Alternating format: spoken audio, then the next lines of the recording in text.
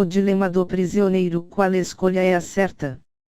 O dilema do prisioneiro é uma das ilustrações mais famosas de por que as pessoas agem como agem. Na verdade, esse dilema é parte da teoria dos jogos, um campo da matemática que aborda os diversos resultados das situações que exigem estratégia. Contudo, o dilema do prisioneiro vai muito além de uma noção matemática. Ele levanta questões importantes sobre moralidade, psicologia e filosofia e pode até ser observado no mundo natural. A origem do dilema do prisioneiro. Em 1950, a corporação RAND, Research and Development, contratou os matemáticos Merrill Flood e Melvin Drescher para participar das investigações que estavam sendo conduzidas sobre a teoria dos jogos. O objetivo era aplicá-la na estratégia nuclear global. Com base nos quebra-cabeças criados por Flood e Drescher, o professor de Princeton Albert W. Tucker tornou mais acessível o trabalho deles, concebendo assim o que agora é conhecido como o dilema do prisioneiro. O dilema do prisioneiro. Dois prisioneiros. O prisioneiro e o prisioneiro B foram colocados sob custódia. Os policiais não tinham evidências suficientes e então decidiram deter a em salas separadas. Disseram para cada um que se entregasse o outro permanecesse em silêncio ficaria livre e o prisioneiro que permaneceu quieto seria condenado. Caso a Eb confessassem, os dois enfrentariam um tempo de prisão, embora menor do que aquele que caberia ao prisioneiro que ficou em silêncio. Se ambos os prisioneiros Saeb ficassem em silêncio, os dois passariam um tempo ainda menor na prisão. Por exemplo, de acordo com esse diagrama, se o prisioneiro e o prisioneiro B confessarem, os dois ficarão detidos por 6 anos cada um. Se o prisioneiro A ficar em silêncio enquanto o prisioneiro B confessa, o que culpa o prisioneiro A no processo, o prisioneiro A cumprirá a pena de 10 anos enquanto o prisioneiro B volta para casa. Da mesma maneira, se o prisioneiro A confessar e o prisioneiro B ficar em silêncio, então o prisioneiro A volta para casa e o prisioneiro B enfrentará 10 anos de prisão. Por fim, se os dois permanecerem em silêncio, eles pegarão 2 anos de cadeia.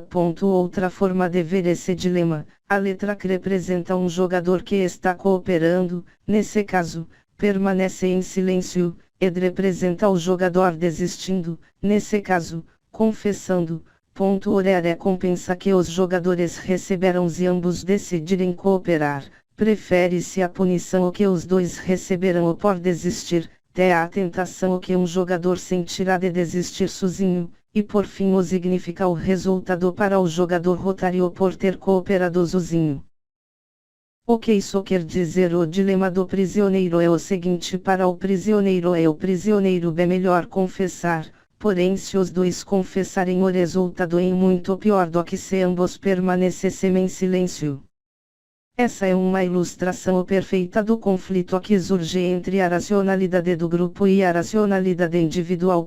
Seu grupo de pessoas age racionalmente, na verdade elas ficarão bem pior do que um grupo de pessoas que age irracionalmente. No dilema do prisioneiro, assume-se que todos os jogadores são racionais e sabem que as outras pessoas também são. O pensamento racional pode desistir. Contudo, ao escolher se proteger e agir pelo próprio interesse, os prisioneiros na verdade ficarão numa situação pior. Múltiplos movimentos. Agora vamos acrescentar outra opção ao mesmo jogo. Os prisioneiros agora têm a escolha de desistir, nesse caso confessar, cooperar, nesse caso ficar em silêncio, ou nenhuma. Verificamos que desistir não é mais a escolha dominante, é que na verdade os jogadores vão sair melhor ao escolher cooperar caso o outro escolha nenhuma. Múltiplos jogadores e a tragédia do bem comum. A estrutura do dilema do prisioneiro pode ocorrer em grande escala, em grupos numerosos ou até em sociedades. É aqui que verificamos como a moralidade causa seus efeitos. Talvez o melhor exemplo para demonstrar o dilema do prisioneiro com múltiplos jogadores seja a situação conhecida como a tragédia do bem comum.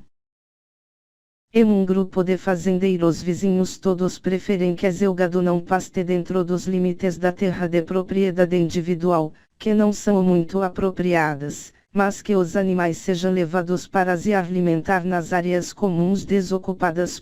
No entanto, se essas terras comungarem a determinado ponto de exploração, elas se tornarão inadequadas para a pastagem. Agindo racionalmente, em nome do próprio interesse, para tentar colher os benefícios da terra, os fazendeiros esgotaram as áreas desocupadas e provocaram um impacto negativo para todos.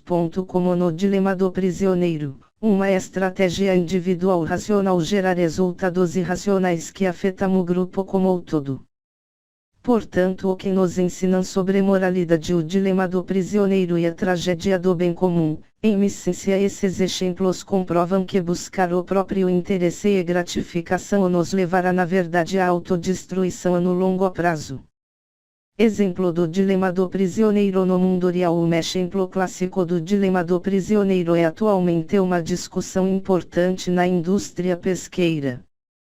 Os pescadores empresariais estão trabalhando com grandes volumes e alta velocidade.